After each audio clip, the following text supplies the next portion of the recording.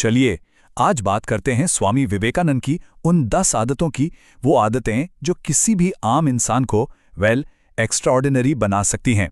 तो तैयार हैं सफर के लिए? क्या कमाल की बात है ना?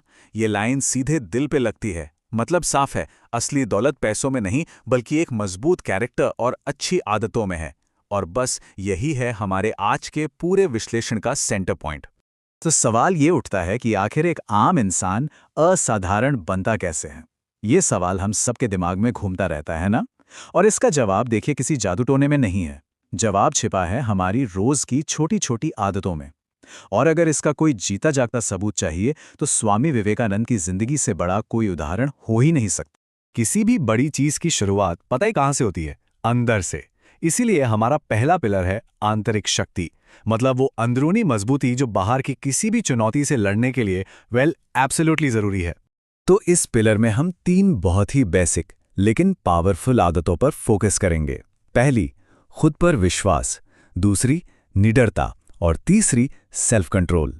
सोचिए, जब ये तीनों चीजें मिल जाती है ना, तो एक ऐसी जबरदस्त नींव बनती है जिस पर सफलता का कोई भी महल खड़ा हो सकता है। तो सबसे पहली और सबसे जरूरी आदत, खुद पर अटूट विश्वास। जरा सोचिए, स्वामी विवेकानंद ने इतनी गरीबी देखी, इतना अपमान सहा, लेकिन मजाल है जो खुद पर से उनका विश्वास कभी डगमगाया हो। वो मानते थे कि इस यूनिवर्स की सारी ताकतें वो कहीं बाहर नहीं, हमारे अंदर ही हैं। और देखिए, उन्होंने सेल्फ बिलीफ को, मतलब खुद पर भरोसे को, धर्म के बराबर रख दिया। इसका सीधा मतलब ये हुआ कि अगर खुद पर शक कर रहे हैं तो शायद यही सबसे बड़ा अधर्म है। कितना कितना क्रांतिकारी विचार है ये। तो यहां से हमें क्या सीखना है? सीधी सी बात है, बदलाव की पहली शर्त है खुद पर यकीन करना। अरे जब तक हमें ही खुद पर यकीन नहीं होगा तो कोई और हम पर भरोसा कैसे करेगा? सिंपल।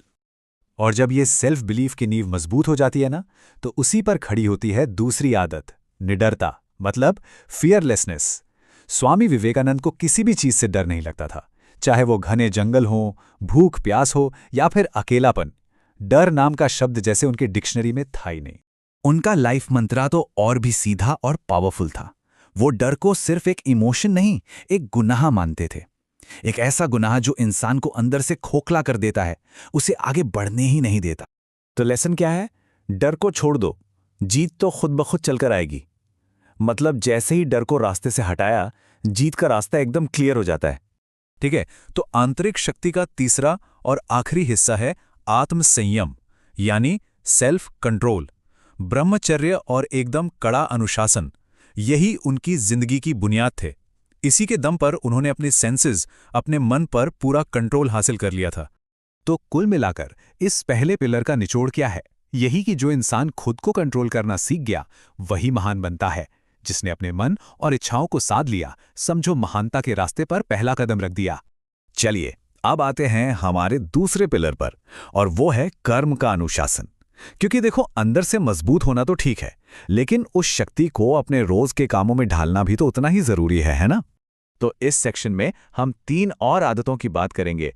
समय का अनुशासन, रोज कुछ नया पढ़ने की आदत, और एकाग्रता, मतलब फुल कंसंट्रेशन। ये वो आदतें हैं जो हमें हमारे गोल तक ले जाती हैं। चौथी आदत, समय का कठोर अनुशासन। स्वामी विवेकानंद टाइम के मास्टर थे, सही मायनों में। उनका डेली रूटीन इतना सटीक था कि एक एक मिनट का हिसाब होता था। उनके लिए टाइम वेस्ट करना एक तरह का क्राइम था। उनका पूरा दिन मोटे तौर पर इन 4 हिस्सों में बटा था।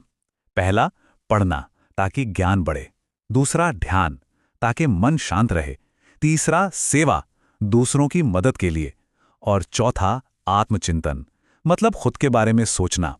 और इसी बैलेंस ने उनकी जिंदगी को एक मकसद दिया। 5वीं आदत, रोज पढ़ने की आदत। अरे, उन्हें ज्ञान की ऐसी भूख थी जो कभी मिटती ही नहीं थी। रोज घंटों पढ़ते थे, चाहे हिस्ट्री हो, फिलॉसफी हो या साइंस। और उनकी मेमोरी कमाल की थी। कहते हैं एक बार पढ़कर पूरी किताब याद कर लेते थे। तो सीख क्या है? ज्ञान ही असली शक्ति है। लगातार सीखते रहना, यही हमें पावरफुल बनाता है। नॉलेज एक ऐसा खजाना है जो जितना बांटो उतना बढ़ता है। और अब छठी आदत, एकाग्रता। आज की दुनिया में जहां हर तरफ मल्टीटास्किंग और डिस्ट्रैक्शंस हैं, ये सलाह सोने से भी महंगी है। वो जो भी काम हाथ में लेते थे ना, उसमें अपनी पूरी जान लगा देते थे। चलिए, अब हम पहुंच गए हैं अपने आखिरी और तीसरे पिलर पर, एक उद्देश्यपूर्ण जीवन, अ पर्पसफुल लाइफ। देखिए, जब अंदर की शक्ति और बाहर का अनुशासन मिल जाता है ना, तो जिंदगी को एक दिशा मिलती है, एक बड़ा मकसद मिलता है। तो ये पिलर हमें यही सिखाएगा कि अपनी एनर्जी को किसी बड़े गोल की तरफ कैसे लगाना है। इसमें हम 4 आदतों को देखेंगे: सादा जीवन, दूसरों की सेवा, एक बड़े लक्ष्य के लिए समर्पण और हाँ, युवाओं पर विश्वास। ये वो चीजें हैं जो जिंदगी को असल मायने देती हैं। 7वीं आदत, सादा जीवन। उनका लाइफस्टाइल एकदम सिंपल था। दिखावा, लालच, इन सब चीजों के लिए उनकी जिंदगी में कोई जगह ही नहीं थी। वो मानते थे कि असली ग्रेटनेस सादगी में ही होती है। 8वीं आदत, सेवा की भावना। उनके लिए तो इंसानों की सेवा करना ही भगवान की सबसे बड़ी पूजा थी। उनका कहना था, मतलब गरीबों और जरूरतमंदों की मदद करना किसी मंदिर में पूजा करने से कहीं बढ़कर है। 9वीं आदत, लक्ष्य के प्रति पूरा समर्पण। उनकी जिंदगी का बस एक ही मकसद था, भारत के लोगों में सेल्फ कॉन्फिडेंस और सेल्फ रिस्पेक्ट जगाना। वो इसी एक गोल के लिए जिए और अपनी आखिरी सांस तक इसी के लिए काम करते रहे। और अब 10वीं आदत, जो आज भी हर जगह गूंजती है, युवाओं पर विश्वास। उन्हें देश की यूथ पर जबरदस्त भरोसा था और उनका वो फेमस कॉल आज भी करोड़ों लोगों को इंस्पायर करता है। तो इन सारी बातों का निचोड़ क्या है? निष्कर्ष ये है कि महानता कोई जन्म से लेकर नहीं आता, उसे अच्छी आदतों से रोज रोज तराशा जाता है। तो ये थीं वो 10 पावरफुल आदतें जो स्वामी विवेकानंद की जिंदगी की नींव थीं। और कमाल की बात यह है कि ये आदतें आज भी उतनी ही रेलेवेंट हैं, उतनी ही असरदार हैं, जितनी उस जमाने में थीं। और यही सबसे जरूरी बात है, स्वामी विवेकानंद कोई जादूगर नहीं थे। उन्होंने डिसिप्लिन, बिलीफ और सर्विस की आदतों से खुद को एक मूर्ति की तरह गढ़ा था। मतलब कोई भी इन आदतों को अपनाकर अपनी जिंदगी को एक नई दिशा दे सकता है। तो अब आखिर में बस एक सवाल, इन 10 आदतों में से वो कौन सी एक आदत होगी जिससे कोई भी अपनी जिंदगी बदलने की शुरुआत कर सकता है? सोचिएगा जरूर।